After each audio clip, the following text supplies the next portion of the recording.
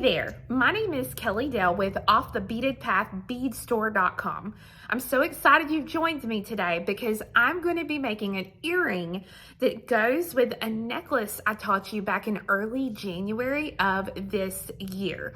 So I think it was my first video of 2023 was on the Beaded Path necklace, which was a crawl with Super Duos variation necklace. In that video, I was playing around and I was like, oh, these would be cute as earrings. And a lady who I love to death, her name is Loretta, she commented and she gave a couple of suggestions. And so I played around with these and I really love how they turned out. So these earrings are called the Loretta Earrings in honor of Miss Loretta. So I'm so excited to show you how to do these today. Now, here's the thing. These are advanced, I would call it intermediate to advanced earrings, which means you need to have stitching knowledge and be comfortable with number one, crawl, which is cubic right angle weave. And number two, you need to be comfortable with crawl with Super Duos. So if you've never done either of those stitches before, you need to head on over to my website, offthebeadedpathbeadstore.com, because I have 2 free files in there that teach you how to do that. One with crawl and one with crawl with duos. I'll also link below in the video several videos that I have done with the crawl with duos so that you can kind of see that and get the feel for it before you jump into these earrings. So here's what you're gonna need. You're gonna need some size 11 seed beads, and all of these need to try to be the same brand of bead, meaning all your seed beads either need to be Toho or Miyuki seed beads. I will tell you, all of my samples have been with Miyuki seed beads and they have worked really, really well. So I'm gonna be using an 11, an 8, and a 6. You're also going to need a 15 for your encasement at the top of the earring. You are going to need some Super Duo beads. Those are going to be your little stars of the show. And you are going to need 2 SS39 Chatons. Okay, those are the deep Chaton stones. You're going to need a pair of ear wires or ear hooks that are your favorite to use.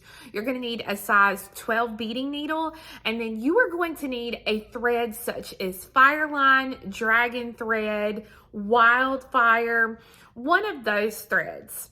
1G, KO, Miyuki, S-Line, all of those will work, but you're not going to get a nice firm earring. Your earring is going to be very droopy and it's going to look kind of pitiful. So you definitely want to use something like your Fireline, your Dragon Thread, or your Wildfire. Now, also, one thing you want to think about, the Wildfire, you can use the 0.006. Dragon Thread, I would use the 0.008, which is more like an 8-pound, and your Fireline, I would use the 0.008. It's going to be a little bit thicker in your beadwork, but it's going to give you a nice stiff earring like you want. I'm going to show you a couple of fun variations that you can do in these earrings as well. So go ahead and get your needle threaded with 3 yards of thread. 3 yards, okay? The reason you want 3 yards is so you don't have to add any thread during your project. So 1 needle, 3 yards of thread, and let's get started. Okay, so these are the earrings that I'm going to be showing you how to do today. This is one of the color samples that I absolutely love with this kind of teal and brown and olive limey green color. This is another one I wanted to show you here, and I wanted to show you when I made this one, I did not love all the silver and then the big clump of black. So I then did this sample, which I thought worked perfect with the silver, the black, and the gray. It's not so in your face silver like this one here is. And then here is another one that I played with and worked on. This one is using some coppers and champagne colors, and I'm really, really, really liking this color combo. Now, I also wanted you to see, in place of, on this earring here, in place of the size 6 seed beads like you see here and here, I have replaced those with 4mm bicones, and the 4mm bicones work out really nice and sparkly as well. So you can interchange those if you'd like. You'll also notice on this earring here, I've done a little of extra going around and popping in some 15s here along the edge. So I will, walk you through that kind of in the end. But this is what we're going to be doing today. Now you can do this by, just regular crawl, or you can use my crawl tool to do this project as well. Either one will work. The first thing we're going to be doing is a row of crawl. So we're going to work a flat strip, and then we're going to connect the strip to make the top. So the first thing, like I said, is we're going to be doing this bottom box of crawl.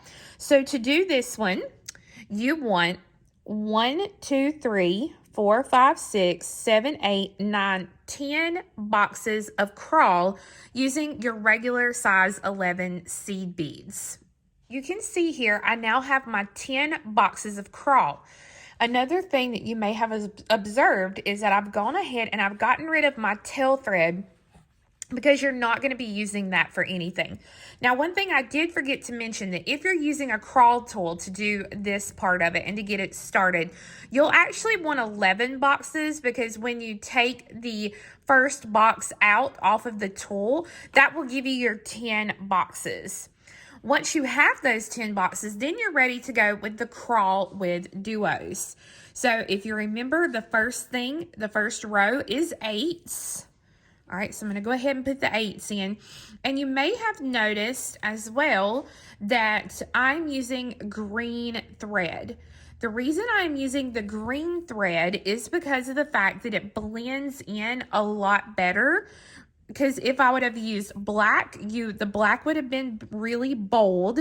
And if I would have used white, the white stood out really, really bad against the red.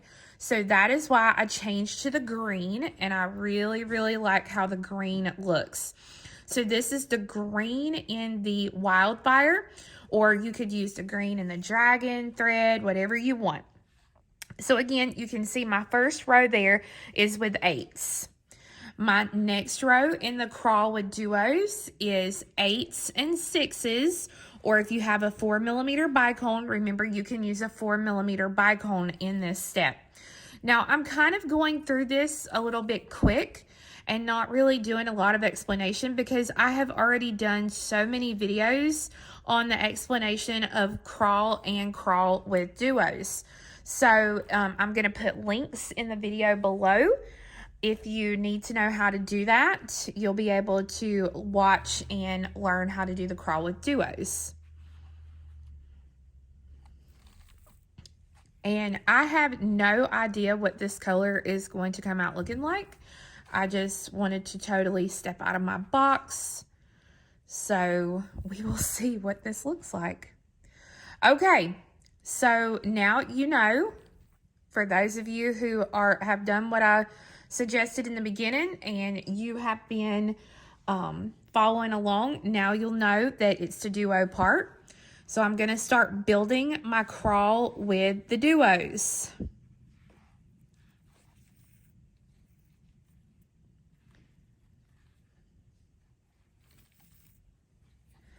And at this point, once I get my super duo in here, if I do not like what the duo looks like, or what this section is looking like, this is the point I would kind of make the decision to keep going or stop. And I think I'm going to keep going. I mean, it's going to be different and neat looking, so I'm just going to keep going.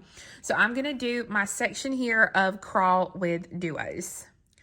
All right, so I have my section now with my duos added, and I'm back to my regular size 8 seed beads. So I do around here with the size 8s.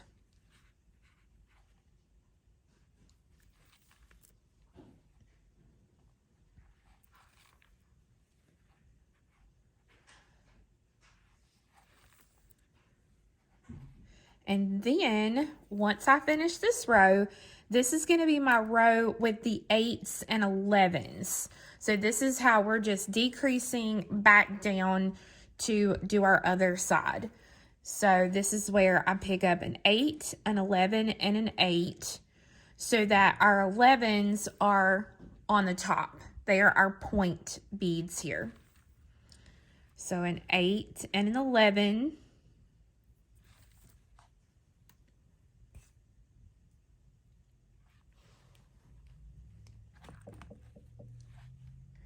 Okay, you can see here I have thread issues, so I'm gonna fix this. I'll be right back. Okay, now that I got my thread issue fixed, you can see here that I'm just gonna keep working this little round so that I can put my 11s at the top so I'm ready to back down to my decrease.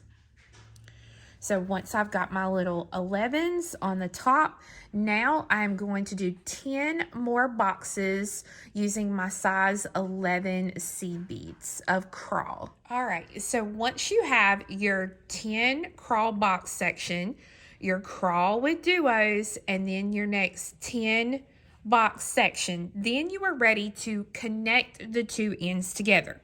Now, this is very, very, very, very important. When you get ready to do this, you need to pick the side of the crawl with duos that you think looks the best. All right. So for me, I think I'm going to like this side right here the best because this will be the front of your earring. Look at your row of crawl here and your row of crawl here and make sure they are completely straight and even.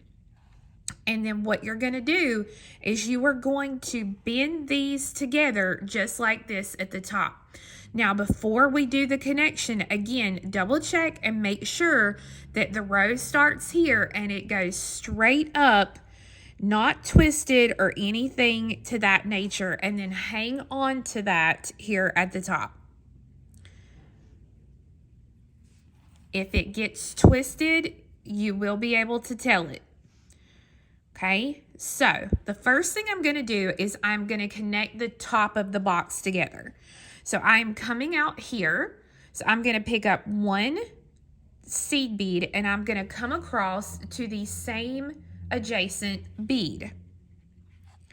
I'm going to pick up one seed bead or 111 and I'm going to come back through the bead that I was coming out of there so that when I pull this, now the top of my box, two boxes are connected with a crawl box. So now I'm going to come around like this and I'm going to come to the front. And when I come to the front, I'm going to come down through this bead right here. And I'm going to pull this through. Now I'm going to pick up one bead. And you can see here, I already have 1, 2, 3 beads. So I'm picking up one bead and I'm going to come up through the bead here on this side. So that way, when I pull this, now that connects the front with a box of crawl or a little section of it. So now I'm going to stitch to the back here just because it's easier for me to do it this way. And again, I'm coming to the other side, so I already have 3 beads in place, 1, 2, 3. So I pick up one bead, and then I come up through this one so that now when I pull that, the back is connected, the top is connected, and the front is connected. But if you look here on the bottom, I still have 4 beads here. They're in place, but they're just not connected. So what I need to do is I need to stitch down here to the bottom and connect those 4 beads together so that now that crawl box will be complete. And this is one of those things that you have to kind of go bead by bead to stitch through on the bottom so that you don't get your thread caught and you're making sure that you are getting into the right, correct beads. So I'm loving it. I'm absolutely loving it. I cannot wait to get the top done. So let's stitch to the top. So I either want to come out of this 11 here or this 11 here on the end. Either one, whichever one you want to work with. But you just need to come out of the end 11-0 on one of the sides. So now we are going to do some right angle weave. You've done crawl, so I know you how to do right angle weave. We're going to make 6 boxes. So to start, I pick up 3 beads, come back through the 1 bead, and now I go through 2 beads to get into position for my next little right angle weave box. 3 beads, go back through the one my thread is coming out of, and then through the 2 beads here. Okay, so far I have 2 boxes, 1, 2, and I need 6 total. So this will be 3,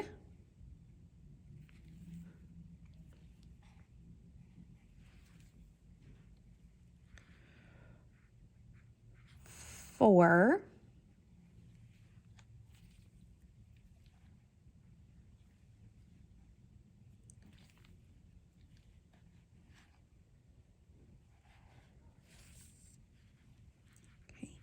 and then this will be 5,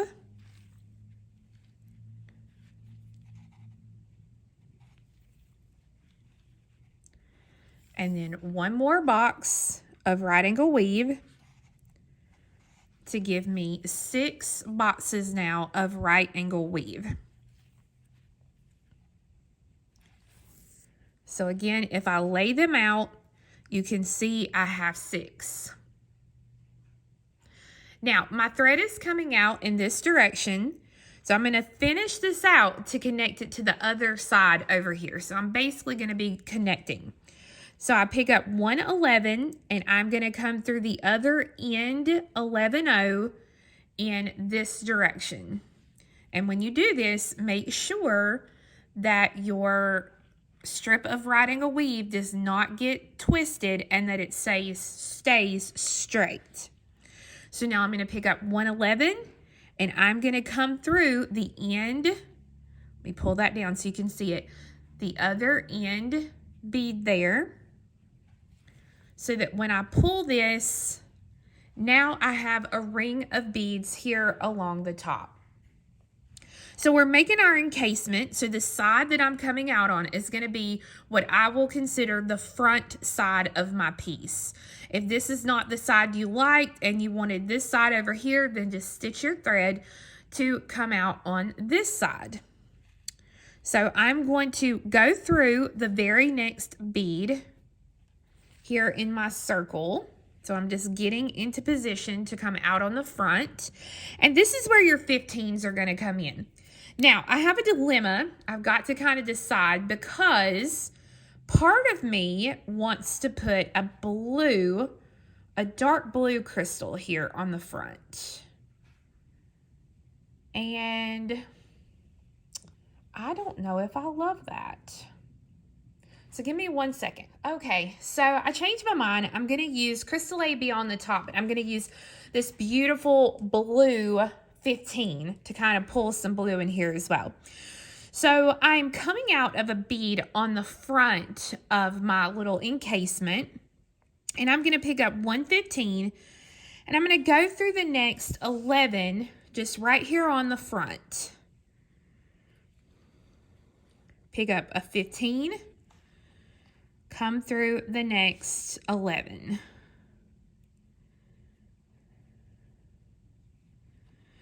So sometimes, like you see there, my needle went through 2 11s. Sometimes it's just easier to go through that 11 and then just back out 1 bead than it is to try and maneuver and move your needle and get here and there and everywhere. But I'm just going to work around popping in a 15 in between each of these up 11s on the front. Now, don't make the mistake that I did. When you pull this, you want to pull this nice and tight on the front. On one of my samples, I ended up having to rip half of it apart because as I went through, I put these 15s in and I was like, okay, that feels pretty good. Like I probably don't need to go through it again or anything. And so I went and I did the back, and I got the back almost finished, and then my Chaton popped out on the front. So when you go around and you get your 15s in place, like I've just got all of my 15s in place now, I'm going to go back through and go through these same beads one more time to pull this nice and tight. So once you've gone through the front again, then stitch your thread to where it's coming out on the back side. Now we're going to go through it and we're going to put in our first row of 15s, because we're actually going to do 2 rows of 15s. But the first row that I put in there, I am only going to pull enough to kind of pop the bead in place. I am not going to pull this tight, because we are going to lay our Chaton in here face down when we finish this step. If you're using a matte finish bead, something that has a little bit of grip to it, you can actually go ahead and put the Chaton in before you do this row so that you can pull the thread really nice and tight as you work. But for me, with this really shiny bead, and then I've got a really shiny top finish bead, it's going to move around a lot and not stay in good while I'm trying to do this step. So you can see I'm leaving it very loose. I'm only pulling it enough to pull it through the bead here.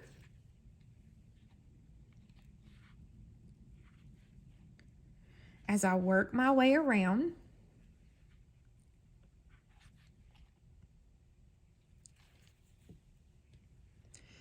Now, once I have gone all the way around, I'm going to go ahead and step up by going through the first 15 that I threaded on. Now, why, pray tell, is it doing that? I don't know. We will have to see as I go on. I know I have a little thread wrapped around it, but I don't understand why it's pulling out. It should not be pulling out. Let me fix this and I'll be right back. Okay, we'll try that again. I took the whole row out and it came back to where I was. So you can see now, if you look at it this way, it's in here and more out this way, because what we want to do at this point, we are going to lay our Chaton in face down. And once I get it laid in there, then I will pull my thread tight. And this is where you have to be careful. You almost want to tilt it to where the base here is almost sticking out.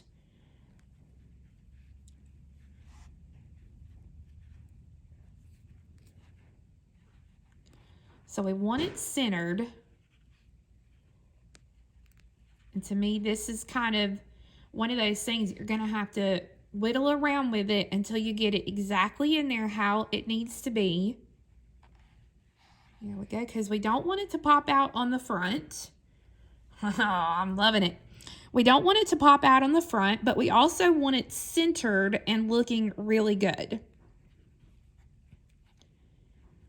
So what I'm going to do now, while this is in here and I am kind of holding it in place where I want it, there we go. Yes, that is going to look great. I'm going to put another row of 15s in. So I pick up a 15, skip the 11, and go through the next 15. And you can see there how I'm pulling it tight. And again, if you're using a matte finish bead, it kind of helps grip everything a little bit better, so you don't have to sit and fiddle and mess and play with it. This is the first one out of all of them that I have done that I have really had to just manhandle the Chaton in place. All the other ones have been really popped in really well, no issues. So, of course, it would be one that I do for a video, but I'm glad it happened that way so that you guys could see what to do if it happens to you. Because if you look at our Chaton, it has a definite flat top to it. So you want to see that nice top centered. You don't want that all centered, because hopefully nobody's going to be close enough to you to see if you have it all centered, but you're going to know it. You're going to look at it, you're going to know it, and it's going to drive you crazy. So I'm just going to work around popping these 15s in place. And it's going to really, really hold that chaton and look really nice.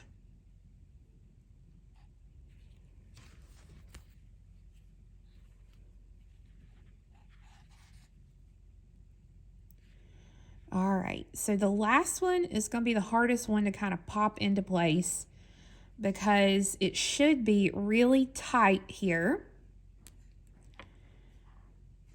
So you just kind of have to wiggle around to get your needle into that last 15 down there.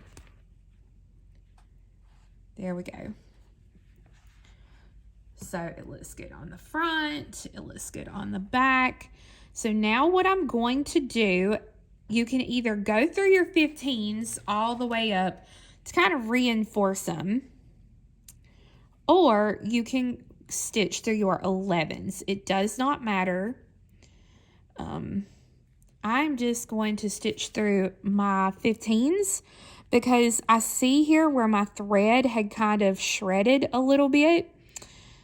I'm using the Wildfire, the green Wildfire, and it's shredded.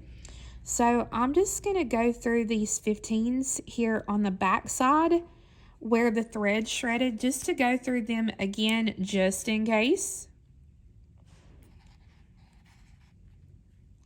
And you can see it should be tight. Like, it should be tight when you stitch through. That's what you want. Okay, so from here, now I'm just going to stitch up to come out of the centered 11 here, either on the top or on the back. It does not matter which one you start with. I think I'll start on the back here, just so you can see.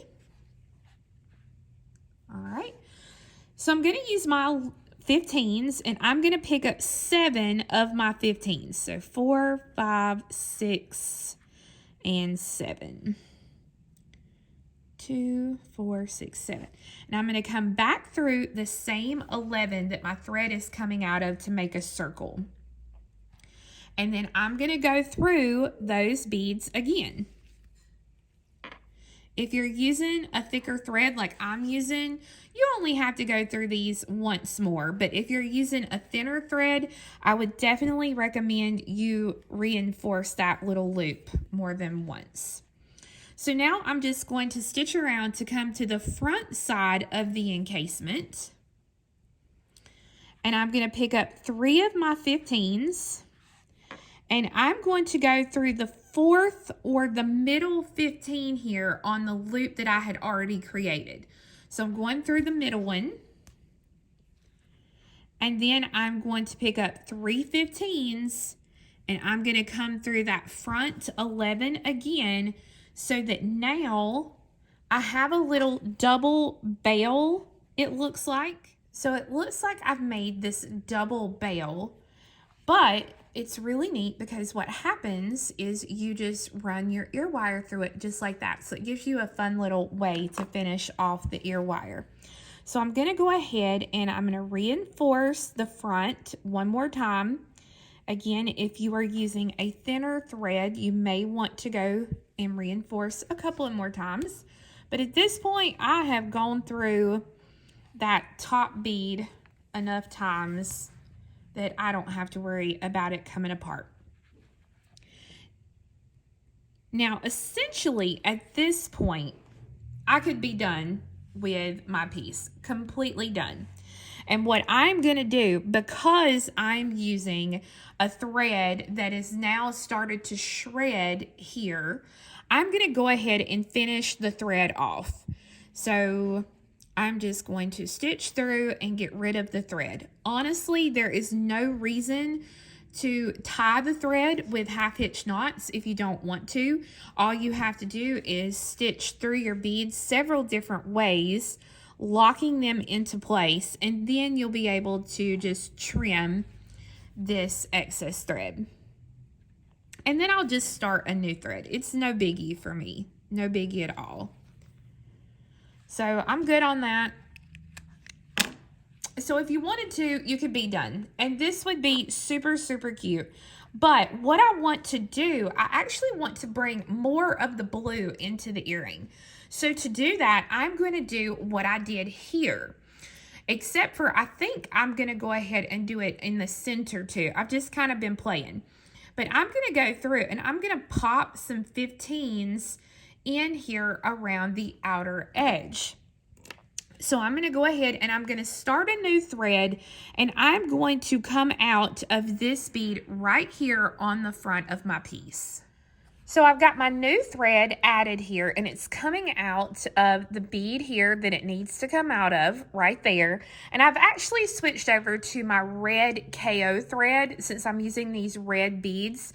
Now, it's absolutely not necessary. I could have stayed with my green thread.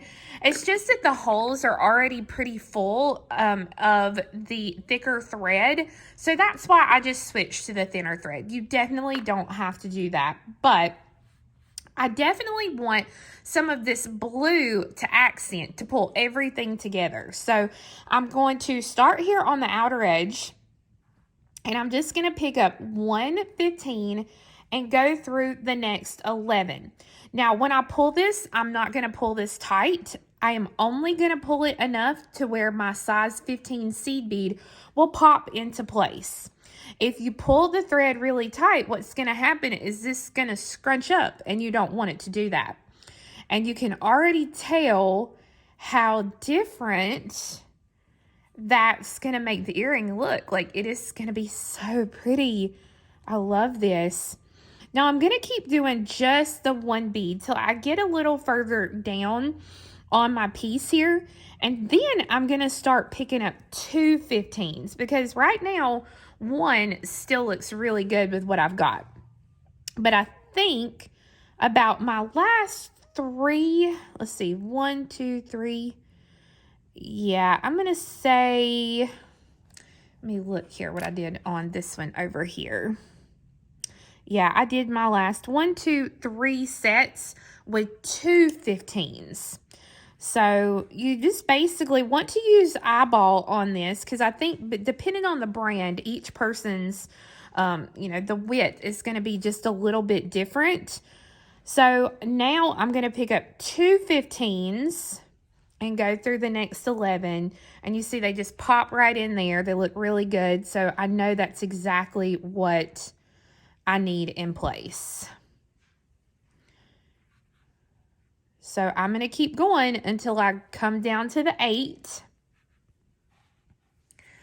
And now I have a couple of options. I can either stitch through the beads to come out over here. I can stitch through to come out in the middle, and I can add the beads in the middle as well.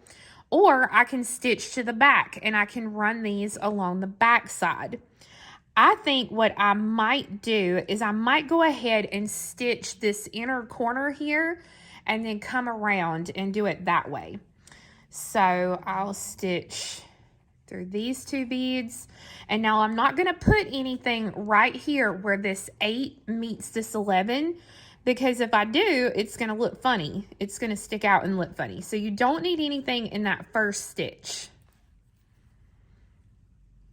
And again, I'm not pulling it tight. I'm just pulling it enough to pop it into place. So probably for this whole inner section, you're only going to put in 1 15. And it's completely your choice if you decide you want to put those little 15s in. I put them in here, but you can see that I only did this outer edge on this. I did it on the front and the back. I may actually go back on this one and put it in here as well. But it's completely your design. You know, I did not do it at all in this one. And I love how this one looks. So I think it's one of those things that you'll just play with the design and see what you like the best. because it's not hard to pull these 15s out if you don't like them. I could have definitely left it, but I wanted to pull this blue into the rest of the earring. Without the blue elsewhere in it, I feel like it would look really weird. So that's the reason I'm going to pop this blue in to these little holes that I have. And I'm really liking it. So I'm going to keep working up. And then when I get up here, I'm going to come around and do the same thing on this side. Okay, so as you can see, I went around and I put all my 15s in. And I put them on the back side as well. The only thing that I added, I wanted just a touch of blue in this section here because I had blue up here and none down here. So you can see right here, I went back and I put in a little 15, 11, and 15 just on the front side here between my 6s. And that gives it just that little pop of blue to pull everything together. I added my ear wire here to the top, and now I have a fabulous new earring. So as you can see, these earrings have so many design opportunities that you can basically take advantage of. I mean, they're just a lot of fun, and I cannot wait to see what you guys come up with. All right, you guys, so I actually put on one of the earrings so you can see what it looks like when you wear it. It is so cute and I love it. I cannot wait to finish the second one so that I can wear these out somewhere because they are just so much fun. So I do have a step-by-step written pattern for this if you need it. You can find it at offthebeadedpathbeadstore.com. The cool thing about this pattern, this is an interactive pattern, meaning that it is going to have direct clickable links in the pattern that you can click on, that I will have videos for certain steps that you can go, and if you're looking at it on like a tablet or your phone, you can click on those links and it will take you directly to the video. If you are looking at it just on paper, you can just type those in and go to the videos. One example is I did a short video on the color scheme, you know, how to do these multiple colors. Another is just, you know, the connection, things like that, that I think would be very helpful to those of you who wanted to purchase the pattern. I also will have a couple of these color kits available while supplies last on my website. Again, that's offthebeadedpathbeadstore.com.